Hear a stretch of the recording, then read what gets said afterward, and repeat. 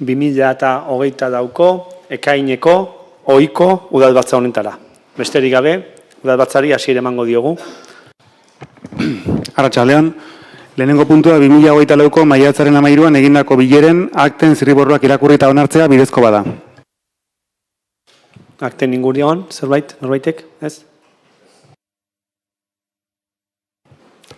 Bigarren puntua, Andoaingo udalerriko eraikin eta etxebizitzetan energia hobetzeko jarduketetarako diru laguntzen oinarri arautzaileen aldaketa behin-behineko izaeraz onartzea.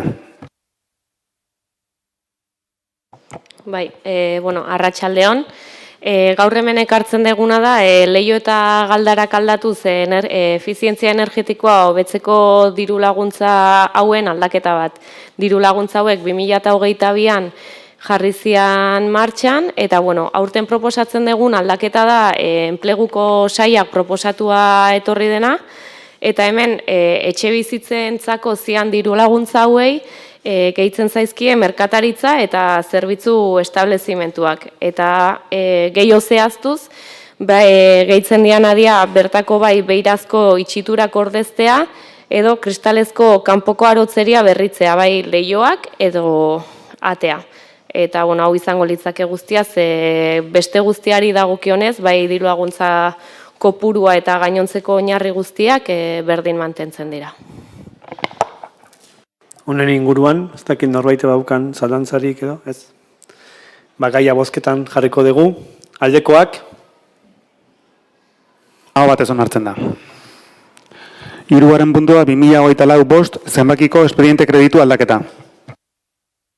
Bai, espediente bakarra dan arren, kreditu aldaketa bi modutara egingo da.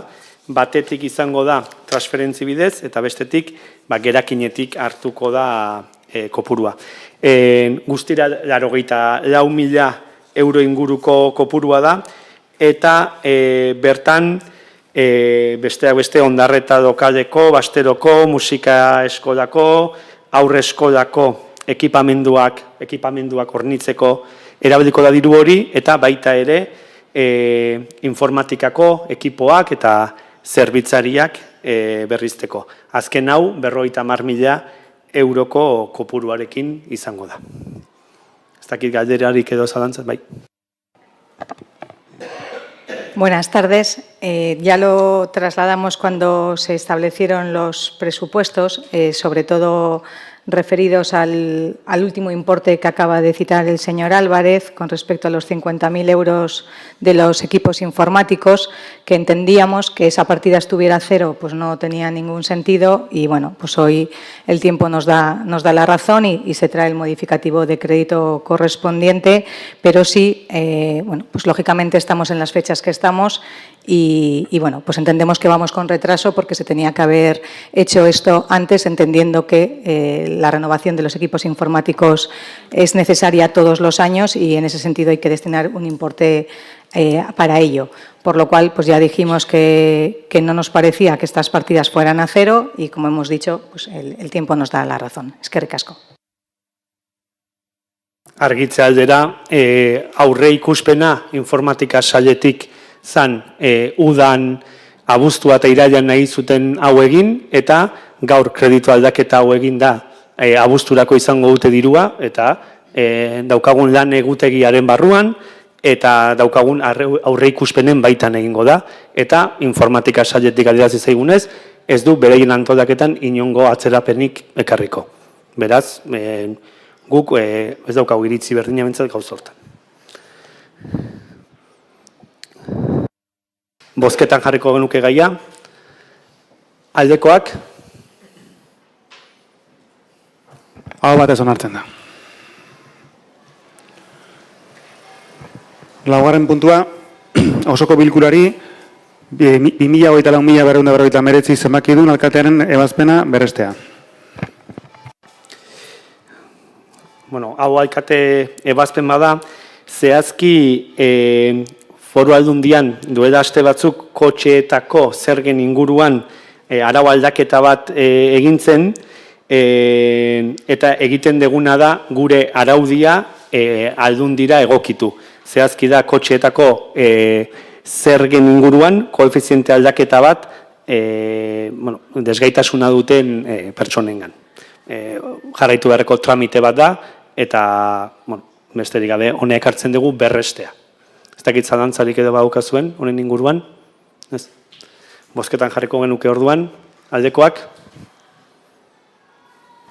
Hau batez onartzen da. Bosgarren puntua, dedikazio osoa eskatzen duten karguak zehaztu eta baita dedikazio partziala izango duten karguen akordioaren aldaketa. Bai, arratsaldeon. Dakizuen bezala, 2011 urtetik Andoaingo udaletxean funtzionatu da kargo politiko eta publikoen izendapenean eudel irizpideak beteta. Horren arte horrela izan da, baina lehen legaldiko urte honetan ikusi dugu zertasuna ditugula gobernuko kideok gure bizitza pertsonala eta profesionala konziliatzeko.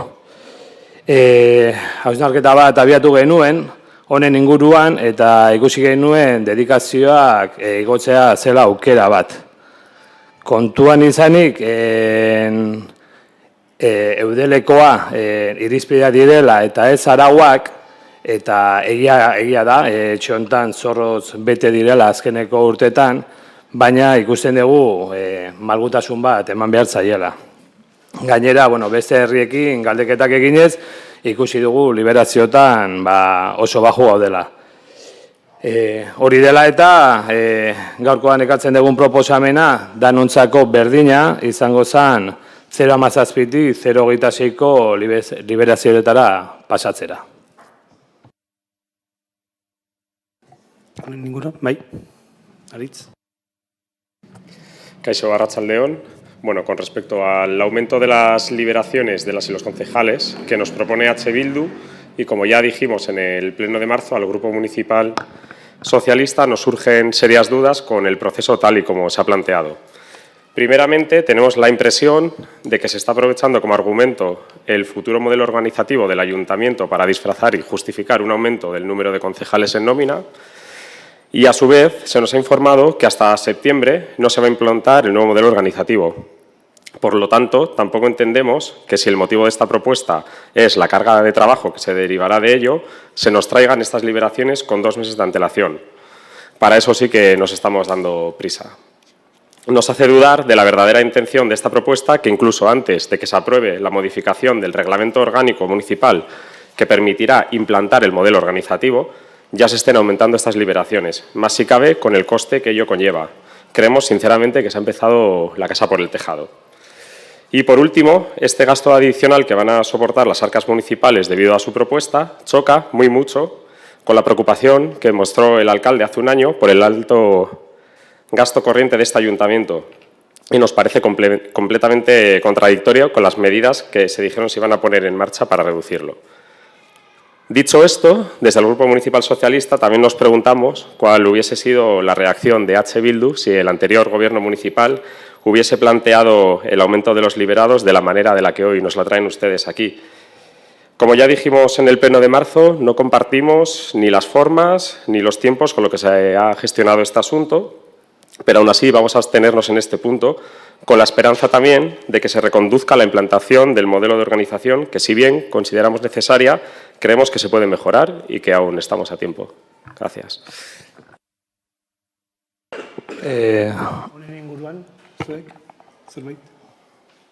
Guk esan EAJ bezala ez orain, aurreko legaldietan eta batezeke 2011-12 buelta hortan austeria edo kontrol neurri zorrotzak hartu zirenean eta soldatak eta udal langileen remunerazioak nabarmen jaitsi zirenean aldarrikatze genuen hori etzala soluzioa, aldarrikatze genuen lan horiek egoki remuneratuta edo ordainduta egon eta bide hortan aldarrikapen horrekin koherente izan da, eta koherentia mantenduz gure aldeko bozka adieraziko dugu. Ulertzen dugulako aldarrikapen ulergarri bat dela, guk egiten duguna oposizioan ginean, gobernuan ginean, eta oin ere tokatzen zegoen ikuste koherentzia horrekin alde jokatzea, ulertzen dugulako politika orokorren egiten dugun guztiok, baitere duintasun batekin ordainduak, ordainsaria izan dezaten bermatu behar degula, ez?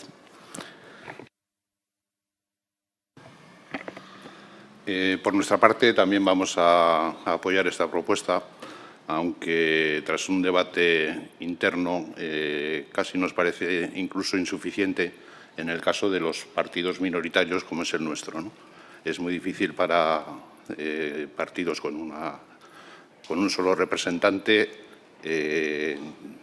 dedicarle todo el tiempo que necesita este ayuntamiento con una liberación que sigue siendo baja.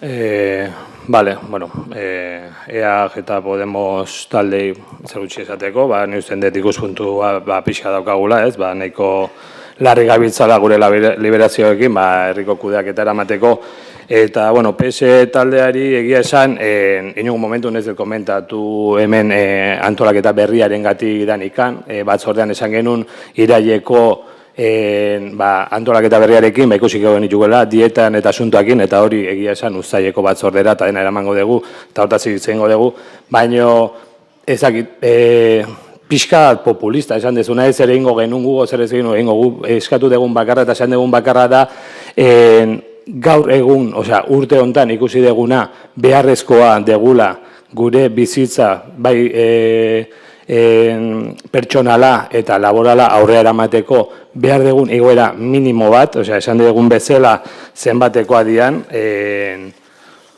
ez gaude hemen esaten nahi 2011ko liberazio eta etortzea, nun gogorazearegatik alkatetzan zinatenean, bazen euskaten liberatu guztiak, euneko eunian, eta, osea, eskatzen egian da, igoera minimo bat, nun eramateko herriko lan guztik eta eramateko gure bizitza pertsonala herri hontan, udaletxe hontako tamainako herri batek behar duen liberazio minimoa. Esan dizugun bezala beste herri batzuk bai, galdeketak egin ditugu, daukagu Hernani baten gobernu taldea 6 terdi dauka eta oposizio bat 76, Bergara baten 4 eta 4 laurden eta oposizioa gobernuko bat, Tolosan aurreko legealdien EH Bildu EAG bai adostuta zeuzkaten 6 gehi biteusa guztira 7koa daukate, eskatzen egana da 4 erdikoa liberazio minimo batekin.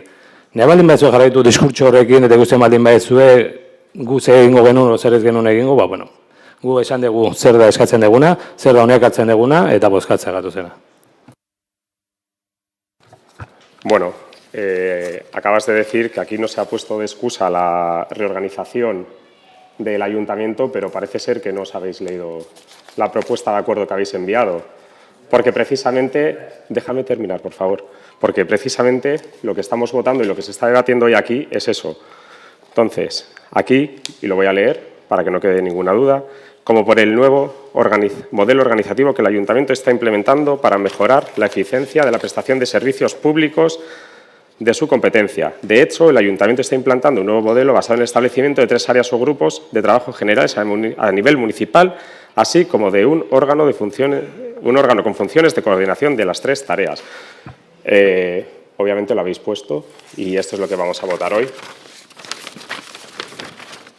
Por otro lado, no sé si populismo no sé si me has entendido o no, nosotros no estamos en desacuerdo con el aumento de las liberaciones, por eso precisamente no vamos a votar en contra. Lo que estamos en desacuerdo es en las formas, y es que precisamente la primera medida que se trae a este ayuntamiento no tiene que ver ni con los trabajadores municipales ni con el modelo de funcionamiento, tiene que ver con la liberación de los y de las concejalas. Por lo tanto, pues eso lo vemos así. El ejercicio de sinceridad que habéis hecho pues sobre conciliar la vida laboral y personal nos parece muy bien. Al final, cada grupo municipal reparte sus liberaciones como considera, exactamente igual que lo hacemos el resto. Bueno, con respecto a la comparativa que habéis hecho con otros pueblos, sí, efectivamente, IH Bildu tiene muchas más liberaciones en otros. El problema está que aquí en 2011 se bajó a como lo habéis tenido hasta ahora. Entonces, pues bueno, ahora nos toca volver a aumentarlas. Matizatzeko, guk EAJ talde txikia izanik, garantizatu nuke ez daukagula liberazio oso bat, batez ere, ondoindarrak ezaten ulertu, daukagu oin arte zinegotzi batek liberazio erdia izan du, eta mendikan aurrera, 3/4 edo 180 inguruko liberazio baten azpitikan gaundela, eta gutxinez hori argitu nahiko nuke. Beti ere, baita ere gogoratu nahi dut, talde guztiok daukagula aukera liberazio hori onartzeko, edo ez. Norbait baita ere badago formula horren aurka, beti ere almena oskuduntza dauka, uko egiteko liberazio horri. Baina bintzat argitu nahi nuen, EAJak desde luego ez daukala gaur-gaurkoz liberazio osorik. Bueno, solamente por añadir, el número de liberaciones depende del número de votos conseguidos en cada legislatura y eso se traspola directamente al porcentaje que le corresponde a cada partido. Y con respecto a la conciliación, desde luego por nuestra parte vamos a estar siempre de acuerdo en que se tomen medidas al respecto, pero también queremos recordar que las personas que estuvimos aquí entre el 2019 y el 2023 también nos tocó conciliar y lo hicimos con esos porcentajes correspondientes, con lo cual, bueno, pues cada uno lo ha llevado a su manera y es un poco lo que queríamos trasladar, porque estamos seguros que si en el 2019 se hubieran propuesto el aumento de liberaciones, pues estamos seguros de todas las críticas que hubiéramos recibido al respecto y bueno, pues tenemos que ser todos coherentes y consecuentes y también decirlo. Eskerrik asko. Vale, besterik gabe ordun, gaia bozketara jarriko genuke. Aldekoak, abstentzioak, Gehiengo onartzen da. 6. puntua elkarlanerako eta koordinaziorako hitzarmena gureak lanean, inkluso fundazioarekin eta atzegirekin pauso berriak programari buruzkoa.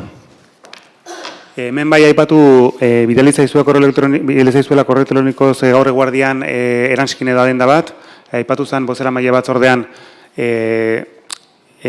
batzordera eraman zen proposamenetik aldaketa bat proposatuko zala seguraski, zala batipat udalak egin beharreko ekarpena igotzea proposatuko zala, eta bueno, horren baitan bidali zaizue adenda hori. Orduan, izango litzateke hitzarmena luzatzea adenda horrekin batera. Bai, bueno, puntu honetan, bai, 4 urteko hitzarmena dago eta beste 4 urtetan luzatzeko aukera dago, dakizuen bezala, hitzarmen honen baitan desgaitasun bat duen langile bat dugu gurekin lanean. Programa honen helburu nagusia inklusio soziala erraztea da. Orduan, prezioa berrikusteko aukera zegoenez eta ikusita onartutako kantitateak ez zituela langilean lan balditza bermatzen, prezioaren eguneraketa bat eginda. Honen inguruan, okazu zerbait? Ez. Bozkatzera jarriko genuke gaia orduan. Aldekoak? Hau batez onartzen da. 7. puntua Ekialde Hurbileko muturreko indarkeria egoerari buruzko adierazpen instituzionala. Hemen aipatu beharra daukat, hasiera batean bi mozio ezberdin zeudela, baina azkenean PSek proposatutako mozio oinarri hartu eta alderdien ekarpenekin adierazpen instituzionala adosteko gai izan garela eta orduan guztion artean irakurriko dugu adierazpen hau. Bai, alde hortatik bakarrik eskertzea, azkenean denon artean lortu degulako adierazpen instituzionala aurrera eramatia. Decía que sobre todo agradecer a todos los partidos porque, bueno, gracias al esfuerzo de todos, pues conseguimos que hoy se lea una declaración institucional. Que dice así: Declaración institucional sobre la situación de extrema violencia en Oriente Próximo. Cuando se cumplen 75 años del comienzo de la expulsión de la población palestina de su territorio y la progresiva ocupación ilegal del mismo por parte de Israel, en los últimos 4 meses su ejército ha devastado completamente la mayor parte de Gaza y ha matado aproximadamente a 31.000 personas, de ellas al menos 17.000 niñas y niños, según cálculos de UNICEF, y ha dejado 70.000 heridos. Se calcula que otras 7.000 personas permanecen bajo los escombros. Más de la mitad de los edificios de viviendas, además de la mayoría de sus hospitales, escuelas e infraestructuras, han sido destruidas. Los misiles y el cerco impuesto por Israel mantienen a la población sin servicio de agua, electricidad ni alimentos desde entonces. Y la Agencia de Naciones Unidas para los Refugiados de Palestina en Oriente Próximo, UNRWA, ha denunciado que 2 millones de personas, entre el total de 2.300.000 de sus habitantes, ha sido expulsada de sus ciudades, mientras a día de hoy continúan sufriendo los bombardeos y la invasión militar terrestre. El ataque indiscriminado que el Estado de Israel está llevando a cabo contra la población civil palestina es inadmisible y repudiable. La población civil, que nunca puede ser un objetivo militar, está bloqueada en la que llaman la cárcel a cielo abierto más grande del mundo. Al mismo tiempo, nos preocupa y mucho la violencia creciente en Cisjordania ejercida por el ejército israelí y colonos judíos, disparando de manera indiscriminada e intimidando y destruyendo las propiedades de los palestinos. Esto último incluso ha sido reconocido el 1 de febrero de 2024 por la administración Biden. Ante esta situación, calificada como de catástrofe humanitaria por las agencias de la ONU, del Pleno de Ayuntamiento de Andoain, primero, considera que ningún hecho, tampoco los cruentos ataques terroristas de Hamás del 7 de octubre pasado contra la población civil, condenables, inadmisibles y repudiables también, pueden justificar de manera alguna los ataques indiscriminados y colectivos contra la población civil palestina que está llevando a cabo el Estado de Israel, con el resultado de miles de muertos, la destrucción total del territorio de Gaza y el desplazamiento forzoso de toda su población. Segundo, pide el alto al fuego total e indefinido, el cese del bloqueo de suministros básicos a la franja de Gaza y el retorno de la población a su territorio, así como el fin de los ataques contra la población palestina de Cisjordania que se han recrudecido desde el pasado 7 de octubre. Tercero, exige al Estado de Israel la liberación inmediata de aquellos presos detenidos de manera arbitraria bajo el amparo de la detención administrativa, detención sin cargos ni juicio que puede renovarse indefinidamente. Alrededor de 6.000 palestinos han sido detenidos bajo este procedimiento, entre los cuales hay cientos de menores de edad, circunstancia que ha sido denunciada también por Amnistía Internacional. Laugarrena. 2023ko urriaren 7tik bere esku dituen baitu guztiak berehala askatzeko eskatzen dio Hamasi.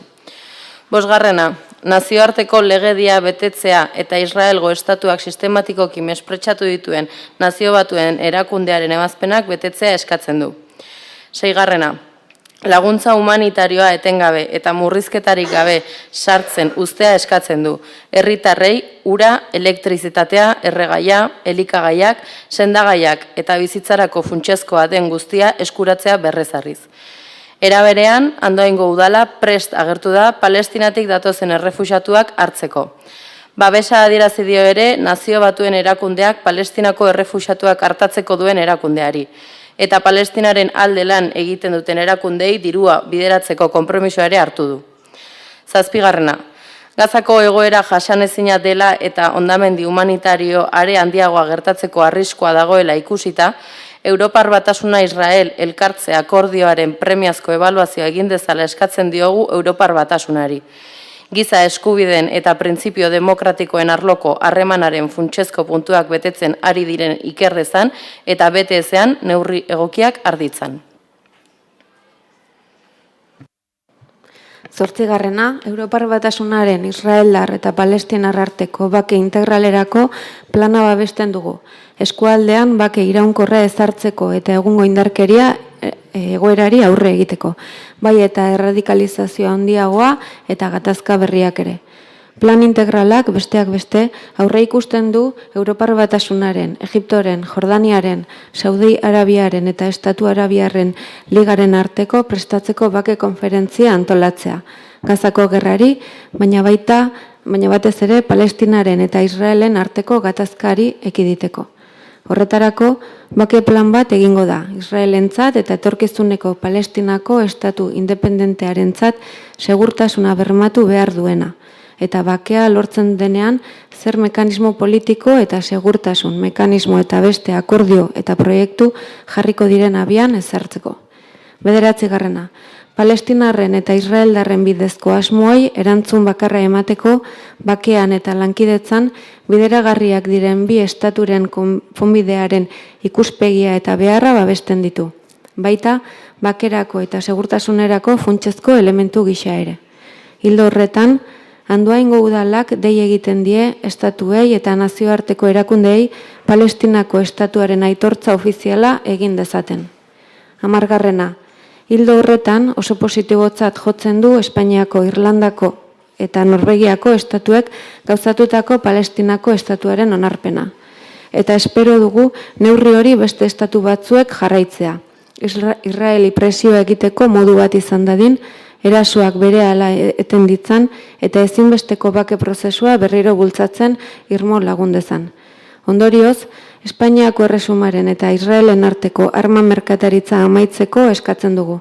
Armen merkataritzari buruzko tratatua betez eta nazioarteko justizia auzitegiaren behin-behineko epaitzarekin bat etorriz. Defentsa materiala eta erabilera bikoitzeko produktu eta teknologiak Israelera esportatzeko baimenak gobernutik errebukatzea. Espainiako gobernuak esportazio baimenak eteteko aurrekariak kontuan hartuta, konparazio zain larriak ez diren krisi humanitarioen aurrean, eta arma merkataritza hori indarkeriaren gorakada bizkortzen ari dela kontuan hartuta. Horregatik guztiagatik, Espainiako gobernuari eskatzen diogu. Israelekin arma merkataritza oro amaitzeko bai esportazioak, erabilera bikoitzeko materialenak barne, bai importazioak. 11. Hace un llamamiento al Estado de Israel para que cumpla con las resoluciones del Tribunal Internacional de Justicia, en especial con la resolución del Jurado de la Haya ante la denuncia presentada por Sudáfrica ante la Corte, en la que destacó la existencia de evidencias jurídicas suficientes para investigar si se trata de un caso de genocidio. Asimismo, pide al Estado de Israel que adopte medidas para acabar con el genocidio al tiempo que exige permitir la llegada de ayuda humanitaria a Gaza. 12. Hace un llamamiento a la Unión Europea y a las organizaciones internacionales para que actúen sin descanso en aras de lograr una paz estable y duradera en la región, que garantice la supervivencia en condiciones dignas y viables del pueblo palestino y la seguridad del Estado de Israel. 13. Apoya las manifestaciones pacíficas organizadas por las diferentes organizaciones por Palestina y hace un llamamiento a la ciudadanía de Andoain a participar en las mismas. Gaia bozketan jarriko genuke orduan. Aldekoak? Aho batez onartzen da. 8. puntua adierazpen instituzionala ekainako 28 LGBTIQ+ arrotasunaren eguna. Adierazpen honetarako ere alderdi guztien adostasuna bildu dugunez, adierazpen instituzionala irakurriko dugu orain berri egin dugun bezala. Ekainaren 28an LGBTI+ arrotasunaren egunean harro gaudela aldarrikatu nahi dugu. Harro gaude gure bizitzez, harro gaude genealogiaz eta harro LGBT+ mugimenduaz.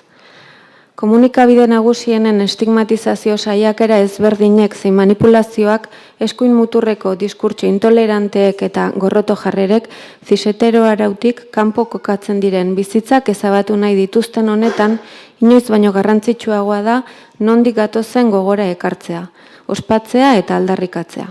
Stonewalletik Andoainera milaka bizipen, galera, aldarrikapen eta lorpen izan ditugu, baina oraindik egiteko asko dugu. Eraso LGBT+ fobikoen salaketen datuak esponentzialki egin dute gora azken urteetan. LGBT+ pertsonen invisibilizazio eta bazterketak presente jarraitzen du gure bizitzako arlo guztietan. Diskurtso patologitzaileak ugaritzen ari dira, eta abar. Eta ondorioz gure bizitzak arriskuan daude. Ante todo esto, organizarnos y luchar es imprescindible. En nuestro caso, desde las instituciones, y es imprescindible establecer políticas públicas integrales y sólidas, servicios basados en las perspectivas feministas, cauces para establecer mecanismos de protección colectiva y autodefensa. Es hora de dejar de lado las políticas que son anecdóticas y poner en el centro de esas que son estructurales. Estamos en ello y vamos a seguir fomentándolo en colaboración y con escucha. Horregatik guztiagatik, Andoaingo udalean konpromezua hartzen dugu neurriak hartzen jarraitu, gure herriko LGTBIQ+ pertsonen bizitzen gaineko diagnostikoak egin eta honetan oinarritutako ekintza plan integralak abiatzeko. Prozesu hauek gure herriko LGTBIQ+ mugimenduko kideekin batera egiteko konpromezua hartzen dugu eta egonezean erreferente eta norbanako ezberdinak aktibatzeko moduak sustatuko ditugu. Honetaz gain, dei egiten dugu ekainaren 28. bueltan antolatu diren ekimen eta mobilizazioetan parte hartzeko. Eta amaitzeko, LGBT+ personen bizitzak egunerokotasunean bizigarriak izateko, lan eta borrokatzen ari diren kide eta kolektibo guztiak zoriondu nahi ditugu. Arrotzeko moduko mugimendua osatzen dugulako. Gora, ekainaren 28. Bueno, puntu hau ere bozketara jarriko genuke. Aldekoak? Hau batez onartzen da.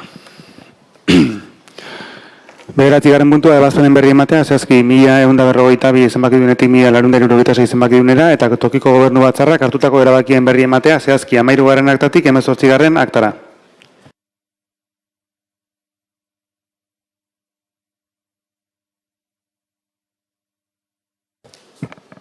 Hamargarren puntua, galderak, eskaerak eta proposamenak. Zerbait? Amaitutzat emango dugu gaurko udalbatza. Berriki San Juan festak ospatu ditugu, giro honean ospatu ere, eta herritarrak asteburu honetan izango ditugun kale txikiko festetara gonbidatu nahi ditugu. Ondo pasa festak eta asteburu on denei.